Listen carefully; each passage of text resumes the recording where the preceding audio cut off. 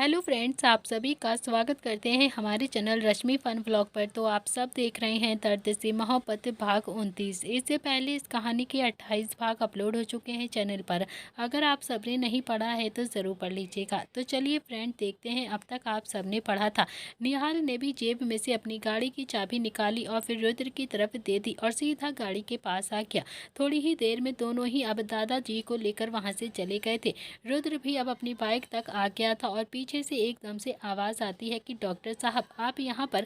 तो रुद्र ने भी पलट कर देखा तो किट्टू सामने खड़ी हुई थी, जो बहुत ही उम्मीद भरी नज़रों से और थोड़ा सा मुस्कुराते हुए रुद्र की तरफ ही देख रही थी। तो चलिए देखते हैं अब आगे इस कहानी में क्या होता है। किट्टू को वहाँ पर देखकर रुद्र की सांसें एकदम से अटक गई थी। वो एक सेकेंड के लिए भूल ही गया था कि उसने भी अपना गेटअप चेंज किया हुआ है। तो वहीं किट्टू भी बहुत ही प्यार से बोलती है कि डॉक्टर साहब आप यहाँ पर क्या कर रहे हैं। तो रुद्र भी अपने होश में वापस आया और बोला कि हाँ वो मैं यहाँ पर, ये दुकान मेरा मतलब है कि। तभी किट्टू बोलती है कि ये दुकान आपकी है क्या। रुद्र ने भी हाँ में अपनी एक बार गर्दन हिलाते हुए कहा कि हाँ ये मेरी ही दुकान है। मेरा मतलब है कि मैंने तुम्हें बताया था ना कि मैं भी पहले तुम्हारे जैसे ही गरीब था, लेकिन मैंने तुम्हें बताया नहीं था ना कि गवर्नमेंट पॉलिसी के बारे में। बस ये ना वहीं से ही स्कॉलरशिप लेकर डॉक्टर बन गया हूँ मैं। और फिर किट्टू मुस्कुराते हुए बोलती है कि डॉक्टर साहब आप दुकान बंद कर रहे हैं क्या, मैं आपकी मदद कर दूंगी। तो रुद्र भी अपनी आंखों को कसकर बंद कर लेता है और बोलता है कि नहीं, मैंने ये दुकान बेच दी है। मतलब आज ही इस दुकान को बेचने के लिए ही मैं यहाँ पर आया था। अब डॉक्टर बन गया हूँ ना, तो फिर मुझे इस दुकान की ज़रूरत भी नहीं है। किट्टू भी दुकान की तरफ देखकर बोलती है कि डॉक्टर साहब कुछ दिनों पहले तो ये दुकान यहाँ पर नहीं देखी थी मैंने। रुद्र भी खुद पर ही एकदम से तरस कर रहा था। आज पूरा दिन वो एकदम से इस स्थिति को संभालते संभालते बहुत ही ज़्यादा थक गया था। और फिर वो एकदम से बोलता है कि पहले थी मगर बंद हो गई थी, फिर मैंने किसी को दे दिया था, फिर किसी गरीब का भला हो जाएगा ना, इसीलिए। किट्टू बोलती है कि हाँ हाँ वो तो बिल्कुल ठीक कहा है आपने, लेकिन ऐसी दुकान खुली हुई छोड़कर जाना नहीं ठीक होता है। कितना सारा सामान रखा है अंदर, सब कुछ बेकार हो जाएगा। मैं और आप मिलकर इस सामान को अच्छे से दुकान में रख देते हैं और फिर इस दुकान को बंद कर देंगे। रुद्र बोलता है कि अरे रहने दो ना किट्टू, यहाँ पर कोई भी नहीं आने वाला, ऐसे ही छोड़ देते हैं। किट्टू ने भी हाँ में अपनी गर्दन हिलाई और फिर बोलती है कि अच्छा डॉक्टर साहब अब मैं चलती हूँ। रुद्र ने भी हाँ में अपनी गर्दन हिला दी और वैसे भी उसे किट्टू को ड्रॉप करने में कोई भी इंटरेस्ट नहीं था। वो तो बस किट्टू का एहसान उतारना चाहता था, जो शायद उसने उसके ऊपर किया था, और उसके लिए वो जिया के साथ मिलकर उसके पैर का ट्रीटमेंट भी करवा रहा था। किट्टू धीरे धीरे चलती हुई वहाँ से बाहर आ जाती है और फिर हमेशा की तरह एक 1 किलोमीटर चलने के बाद बस स्टॉप पर जाकर बैठ जाती है और बस का इंतज़ार करने लगती है। तब तक रुद्र भी अपनी बाइक लेकर उस बस स्टॉप के सामने से गुजर रहा था। किट्टू ने भी रुद्र को नहीं देखा। रुद्र ने एक बार किट्टू की तरफ देखा लेकिन फिर उसे इग्नोर कर दिया। 2 किलोमीटर चलने के बाद रुद्र ने भी बाइक रोकी और फिर कुछ सोचकर अपनी बाइक एकदम से घुमा ली और वापस से किट्टू के पास बस स्टॉप के पास आ जाता है। फिर वो किट्टू की तरफ देखकर बोलता है कि किट्टू चलो मैं तुम्हें ड्रॉप कर देता हूँ, तुम्हारी बस शायद अभी तक नहीं आई हो तो आगे भी ना आए। किट्टू ने रुद्र की तरफ देखा और ना में अपनी गर्दन हिलाते हुए बोलती है कि अरे नहीं नहीं डॉक्टर साहब, मेरा तो ये रोज़ का ही है ना, मैं यहीं पर काम करती हूँ ना, तो फिर आप ना चले जाइए, मैं चली जाऊँगी, थोड़ी ही देर में मेरी बस आ जाएगी। रुद्र बोलता है कि किट्टू मुझे ना फॉर्मेलिटी करना बिल्कुल भी नहीं आता है, वैसे भी रात बहुत ज़्यादा होने वाली है, तो चलो तुम्हें छोड़ देता हूँ। किट्टू अब मना नहीं कर पाई और वैसे भी उसे डॉक्टर साहब से बहुत ज़्यादा उम्मीद भी थी कि वो पहले उसका पैर ठीक करेंगे और फिर उसकी माँ को भी ठीक करना चाहती हैं, और इसीलिए वो डॉक्टर साहब को बिल्कुल भी नाराज़ नहीं करना चाहती थी। वो भी आकर सीधा रुद्र की बाइक पर बैठ जाती है और वहाँ से जाने लगती है। तो रुद्र ने भी बाइक स्टार्ट कर दी और फिर किट्टू थोड़ा सा घबरा कर पीछे बैठी हुई थी। रुद्र भी बाइक बहुत ही तेज चला रहा था क्योंकि उसे घर जाने की बहुत ज़्यादा जल्दी हो रही थी। आज वो बहुत ज़्यादा थक भी गया था और उसे भूख भी लगी थी।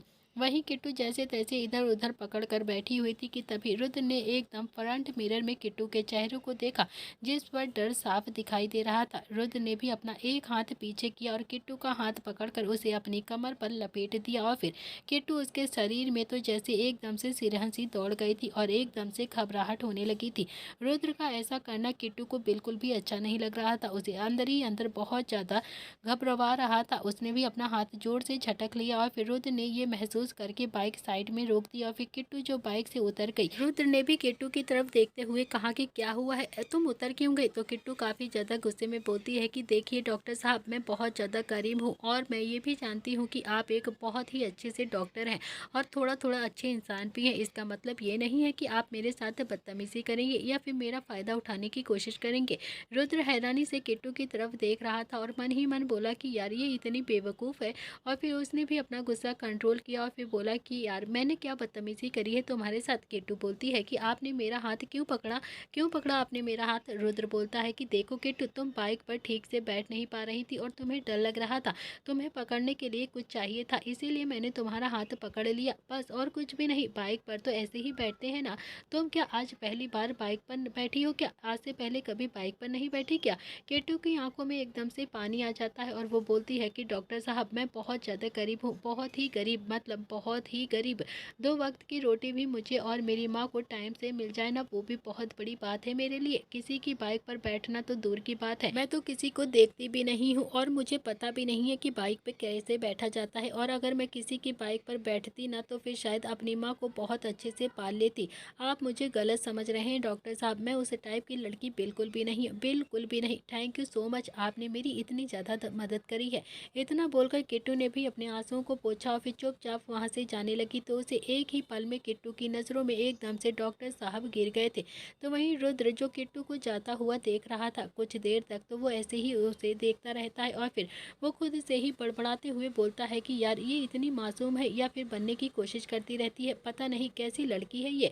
फिर वो भी जल्दी से अब किट्टू के पास गया और फिर से बोलता है कि किट्टू, तुम गलत समझ रही हो मुझे, ऐसा कुछ भी नहीं है, तुम गलत समझ रही हो। सॉरी, वो क्या है ना कि मेरी कोई फैमिली नहीं है ना, इसीलिए मुझे भी नहीं पता है कि लड़कियों के साथ कैसे बिहेव करते हैं और शायद तुमने गलत समझ लिया है मुझे। ये सुनकर तो किट्टू ने भी पलटकर रुद्र की तरफ देखा और बोली कि डॉक्टर साहब, लड़कियों को ट्रीट करने के लिए बस मन साफ होना चाहिए, मन साफ, फैमिली की ज़रूरत नहीं होती है। लेकिन मुझे तो आपका मन भी साफ नहीं लगता है। कल को आपने मेरा ऑपरेशन कर दिया और फिर उसके बाद मुझसे कुछ उल्टा सीधा मांग लिया तो मैं नहीं दे पाऊंगी आपको, मैं नहीं कर पाऊंगी आपके लिए कुछ। इससे अच्छा है तो कि मैं ज़िंदगी भर लंगड़ी ही रहूं, मुझे नहीं करवाना है कोई भी ऑपरेशन।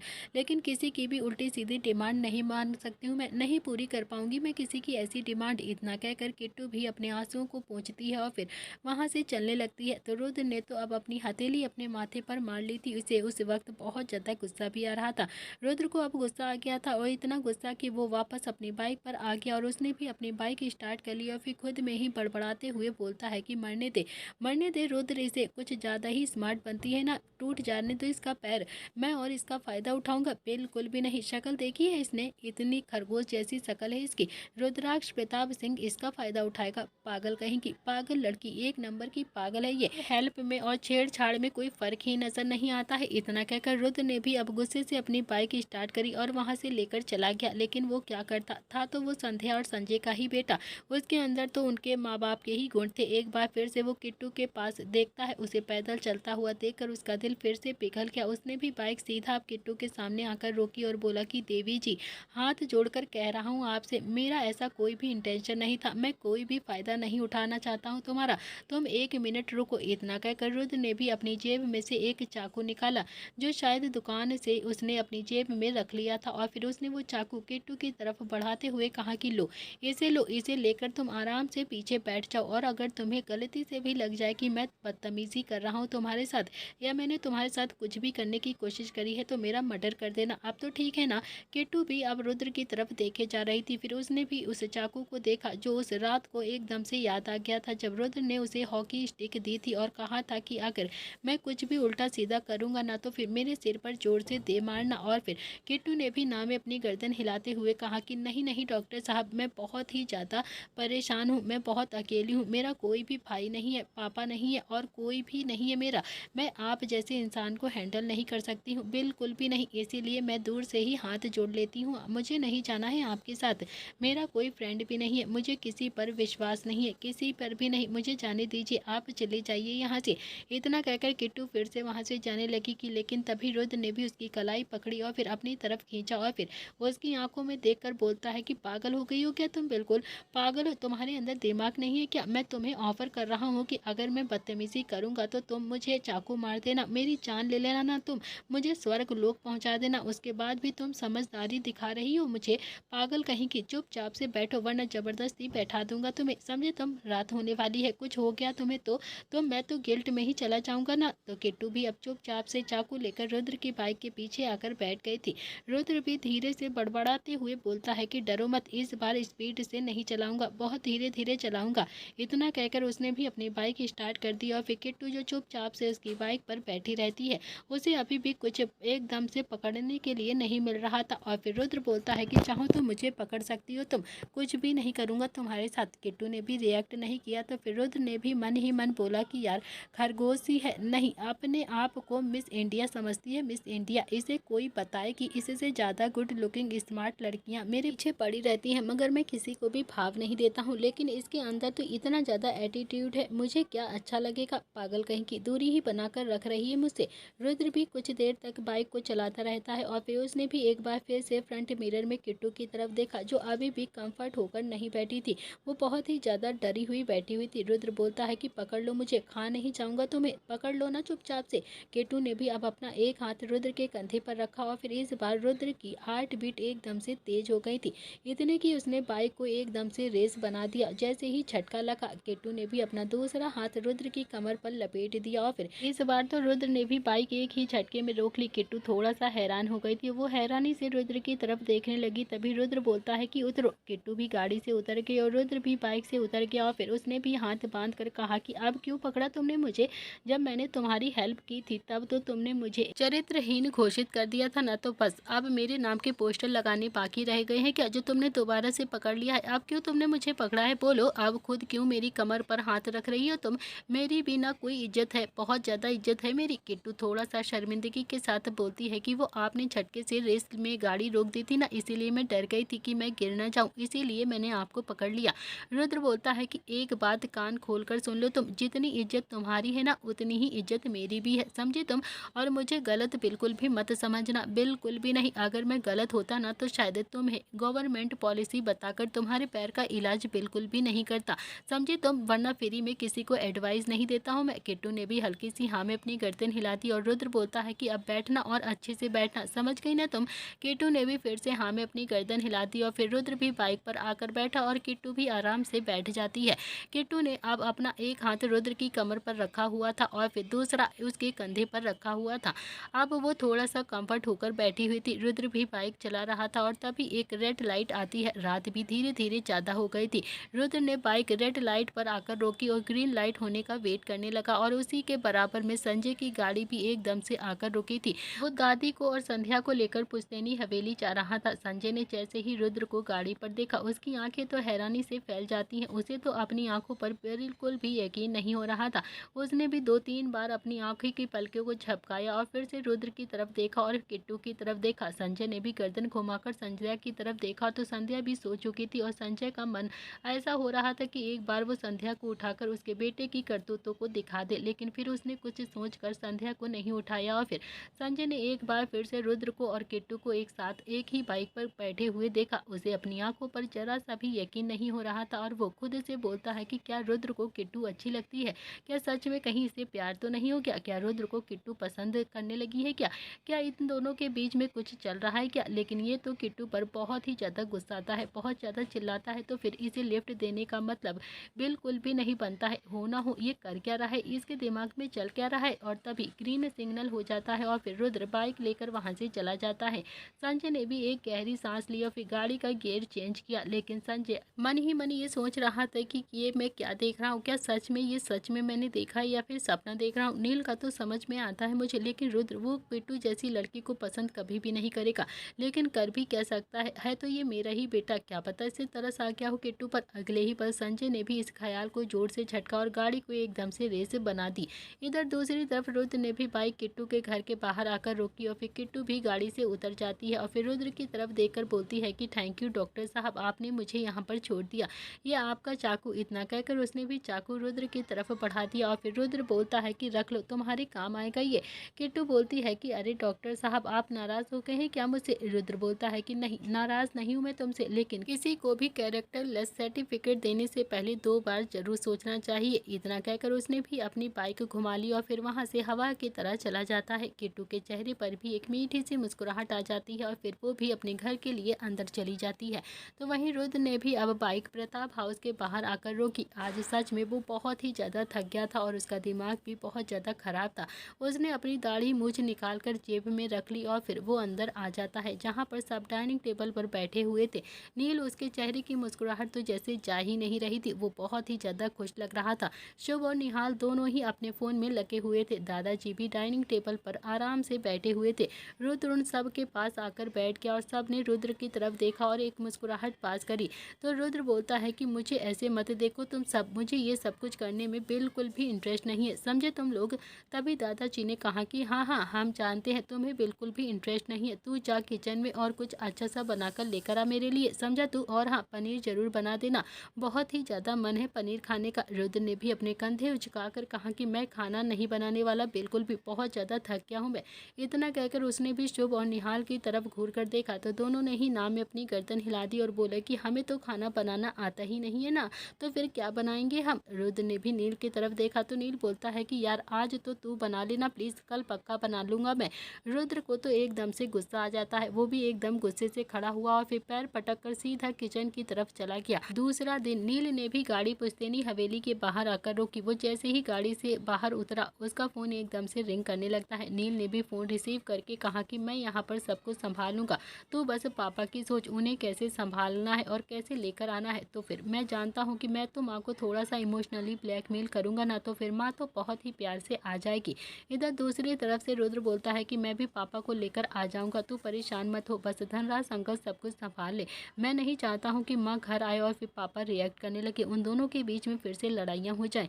नील बोलता है कि नहीं करेंगे बिल्कुल भी, और हाँ एक बार उन दोनों को भी ना फ़ोन करके देख लियो, ऐसा ना हो कि पार्टी का अरेंजमेंट ही ना कर पाए, दोनों नालायक हैं एक नंबर के। रुद्र बोलता है कि पार्टी का अरेंजमेंट मैं खुद ही देख कर आया हूँ, तो बस अब कुछ भी करके माँ को लेकर तुम आ जाओ, मैं पापा की कैबिन की तरफ जा रहा हूँ। इतना कहकर रुद्र ने भी फ़ोन को कट कर दिया और फिर सीधा संजय के कैबिन की तरफ आ जाता है। संजय ने भी नज़र उठाकर रुद्र की तरफ देखा तो रुद्र ने भी अब एक मीठी सी मुस्कुराहट अपने पापा को पास करी और फिर मुस्कुराते हुए कहा कि पापा हैप्पी एनिवर्सरी। संजय की आंखें तो हैरानी से फैल गई थी और आज से पहले रुद्र ने कभी भी उसे एनिवर्सरी विश नहीं किया था।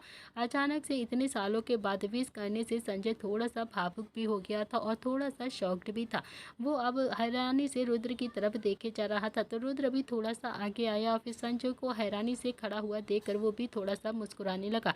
रुद्र ने अपने पापा के पैरों को छुआ और बोला कि हैप्पी एनिवर्सरी पापा। संजय अभी भी आंखें फाड़ कर रुद्र को ही देख रहा था और रुद्र बोलता है कि अरे अब ऐसे मत देखिए ना पापा, मुझे भी ना बहुत ज़्यादा ऑकवर्ड फील होता है। एक तो मैं इतनी मुश्किल से आपसे बात करता हूँ और फिर आप हो कि मुझे ऐसे देखने लगते हो, मुझे और ना शर्म आने लगती है। संजय के चेहरे पर भी मीठी सी मुस्कुराहट आ गई और वो बोलता है कि मैं ऐसे नहीं देख रहा हूँ तुझे, लेकिन तुमने बहुत ही सालों के बाद मुझे विश किया है ना, तो इसीलिए यकीन नहीं हो रहा है मुझे अपनी आंखों पर और कानों पर।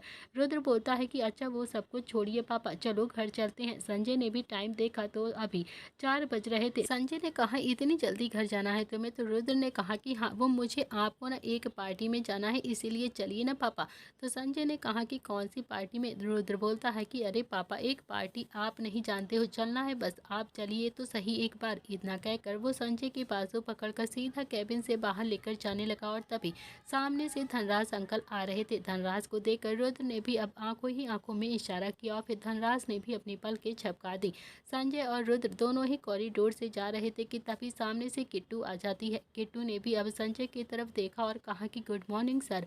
फिर उसने रुद्र की तरफ देखा और कहा कि गुड मॉर्निंग सर। रुद्र ने भी किट्टू को आंखें दिखाई और बोला कि गुड मॉर्निंग नहीं चल रहा है, गुड इवनिंग चल रहा है, दिमाग नहीं है क्या बिल्कुल भी, दिमाग पर थोड़ा सा जोर डालकर ही बोला करो। किट्टू एकदम से घबरा जाती है रुद्र के ऐसे बोलने से। वैसे भी वो रुद्र को देखकर ही सब कुछ भूल जाती थी, उसे तो जैसे एकदम से भूत सामने दिखाई दे जाता था। रुद्र को देखकर संजय ने भी रुद्र की तरफ देखा और कहा कि तुम्हारे सामने तो अच्छे अच्छे भी घबरा जाते हैं, तो फिर ये तो बेचारी बहुत ही नाजुक सी गुड़िया जैसी बच्ची है, ये तो डर ही जाएगी ना। किट्टू ने भी अपना सलाइवा कटक लिया और फिर वैसे ही वो वहाँ से जाने को हुई तो वैसे ही संजय ने कहा कि किट्टू कल रात तुम किसी बाइक पर जा रही थी क्या। ये सुनते ही रुद्र ने भी अब 99 डिग्री में अपनी मुंडी घुमाकर संजय की तरफ देखा और फिर संजय ने भी हल्के से मुस्कुराकर अपने बेटे के गाल को हल्का हल्का सा थपथपाया और धीरे से बोला कि बाप बाप होता है और बेटा बेटा होता है, मेरा बाप बनने की कोशिश मत किया कर तू, समझा तू।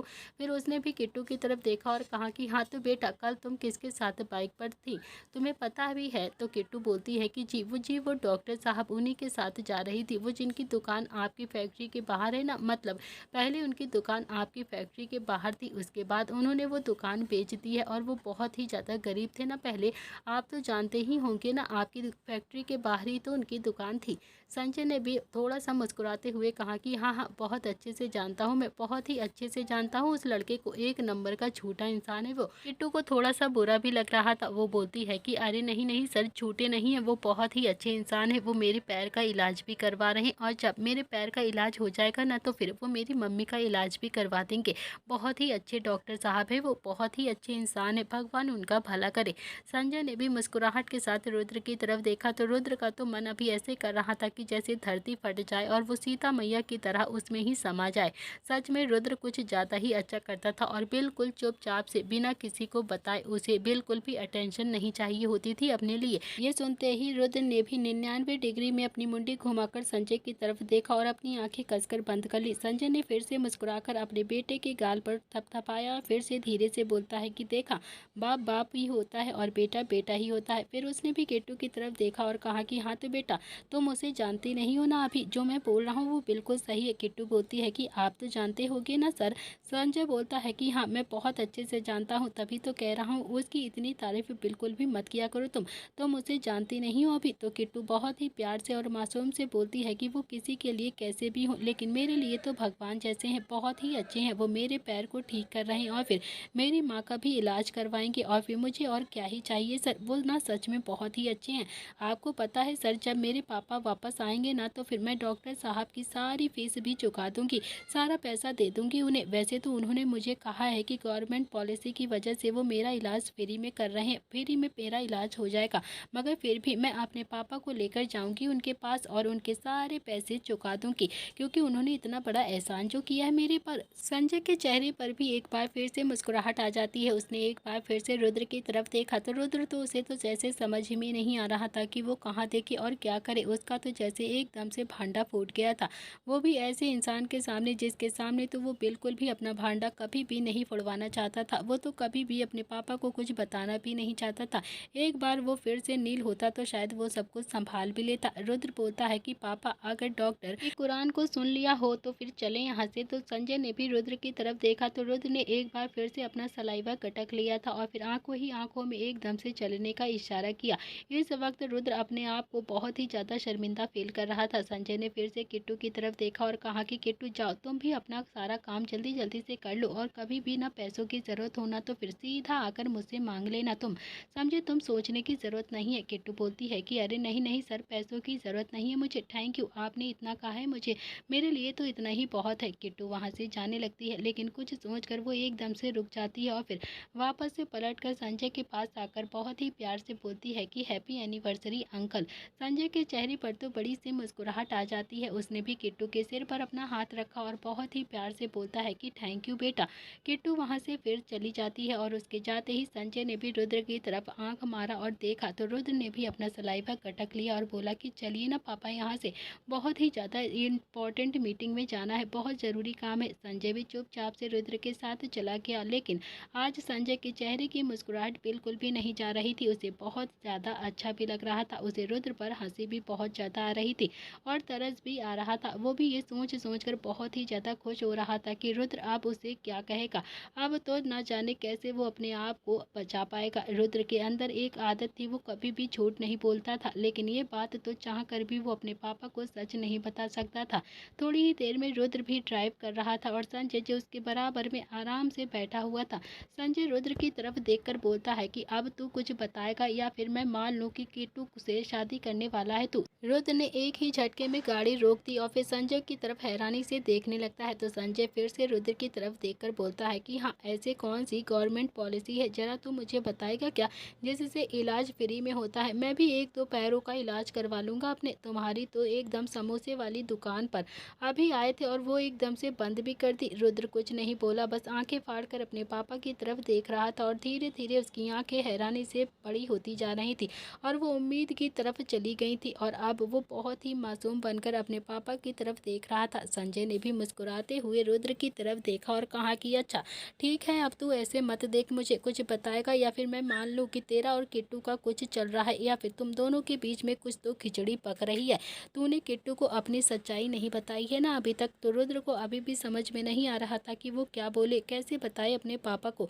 संजय ने फिर से कहा कि अब तुमसे ड्राइव नहीं होगा ना तो उठ जा, मैं आकर ड्राइव कर देता हूँ, आजा आजा तू यहाँ पर बैठ जा। रुद्र बोलता है कि अरे नहीं नहीं पापा, मैं चला लूँगा गाड़ी, बस आप ये बात किसी को भी मत बताना प्लीज़, ये बात बाप बेटे के बीच में ही रहनी चाहिए। ये सुनकर तो संजय जोरों से हंसने लगता है। रुद्र भी अपने पापा की तरफ हैरानी से देख रहा था और न जाने कितने सालों के बाद उसने ऐसे अपने पापा को हंसते और खुश देखा था। उसे भी कहीं ना कहीं बहुत ज़्यादा अच्छा लग रहा था। इतना खुश, इतना हंसते हुए देखा था कि वो भी अंदर अंदर खुश हो गया था। कुछ देर के लिए तो रुद्र भी अपने पापा की तरफ देखता रहता है।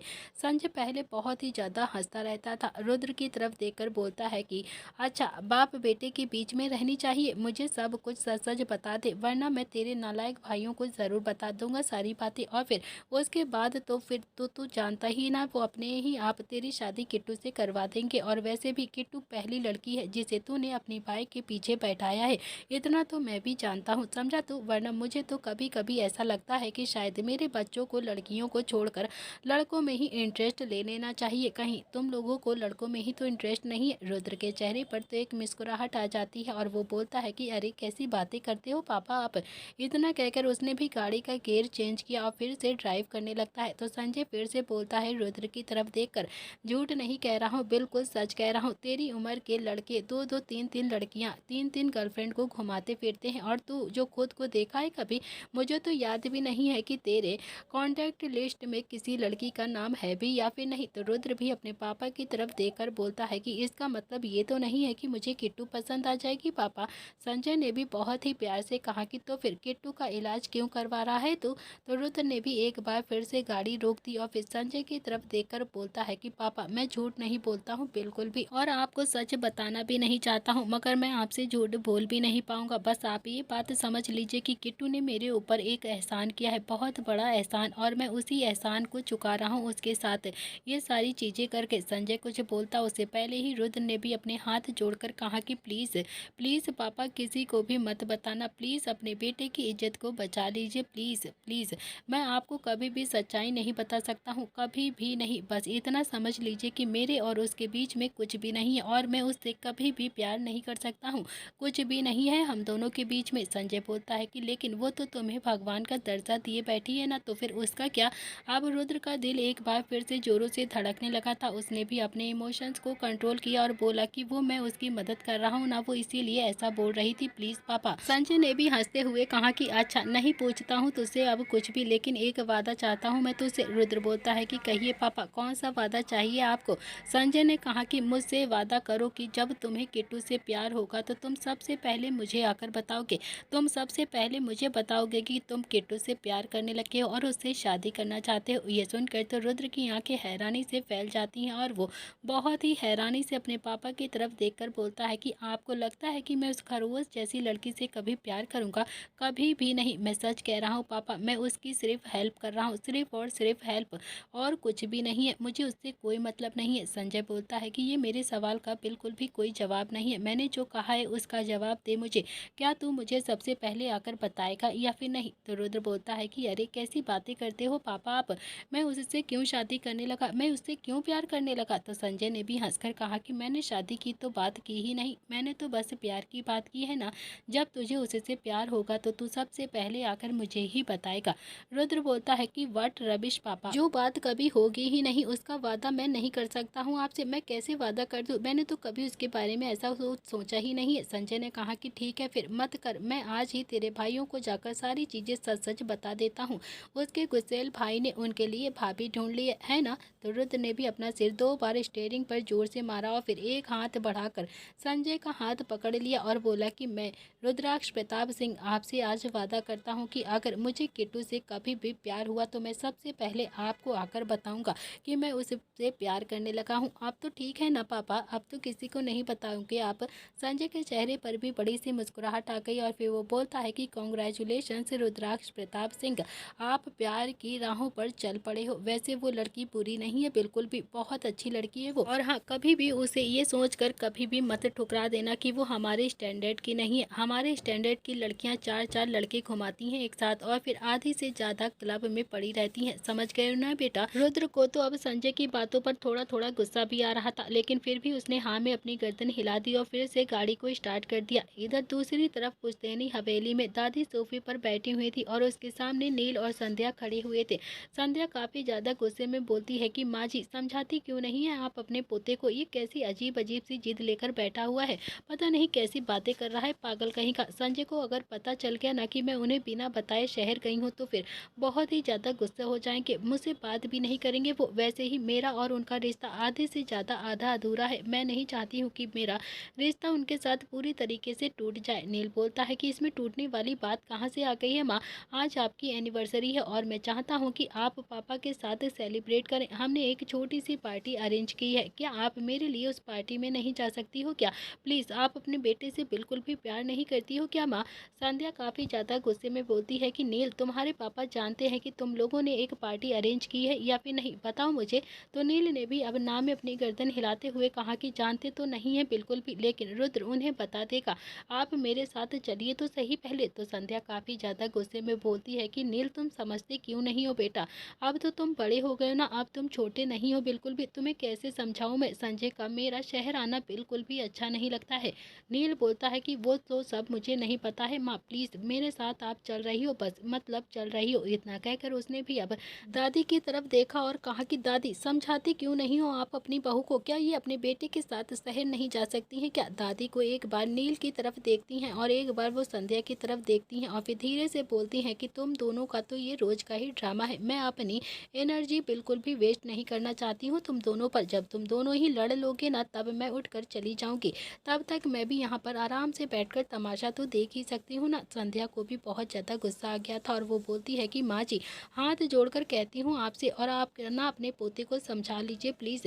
नील भी काफ़ी ज़्यादा गुस्से में बोलता है कि चंद्रकला मैं भी हाथ जोड़कर कहता हूँ अपनी बहू को समझा लो तुम, ये मेरे साथ जाएंगी तो मतलब जाएंगी, अगर ये नहीं गई ना तो फिर मैं भी नहीं जाऊँगा। पार्टी में आए लोग चार चार तरह की बातें करेंगे और फिर करते रहे, मुझे कोई फर्क नहीं पड़ता है। इतना कहकर वो भी अब सोफे पर जाकर मुंह फुलाकर बैठ जाता है। संध्या बोलती है कि नील तू समझता क्यों नहीं है, अच्छा तू एक काम कर, अपने पापा से पहले मेरी बात करा दे, अगर वो कहेंगे तो फिर मैं तेरे साथ जरूर चलूंगी। नील ने भी ना में अपनी गर्दन हिलाते हुए कहा कि पापा से बात नहीं करनी है आपको, बिल्कुल भी नहीं, आपको सिर्फ और सिर्फ मेरे साथ चलना है। इतना कहकर उसने भी अपने पास रखा हुआ एक पार्सल उठाया और फिर संध्या की तरफ बढ़ाते हुए बोला कि ये लीजिए आपका वेडिंग एनिवर्सरी गिफ्ट, लेने से बिल्कुल भी मना मत करना आप, अब जल्दी से जाकर तैयार हो जाइए, मुझे और कुछ भी नहीं सुनना है। तो दोस्तों इसी के साथ इस कहानी का आज का एपिसोड यहाँ पर समाप्त होता है। आज के लिए इतना ही, मिलते हैं इस कहानी के नेक्स्ट एपिसोड में। Thank you friends.